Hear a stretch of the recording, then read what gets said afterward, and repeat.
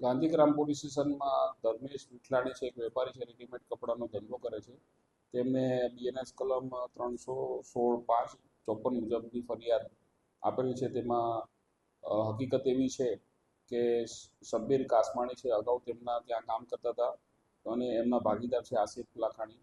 તો એ બંને વ્યક્તિઓએ એમને લાલચ આપેલી કે આપણે ડ્રાયફ્રૂટનો ધંધો કર્યો તો તેમાં પ્રોફિટ સારો થયો છે, જેથી આ બાબતે ધર્મેશભાઈ અજય ગીલાને એમને પ્રોફિટ સારો મળશે એ લાલચે 40 લાખ જેટલું ઇન્વેસ્ટમેન્ટ કરેલું અને આ સામેવાળાએ છે થોડા થોડા ચેકો આપેલા.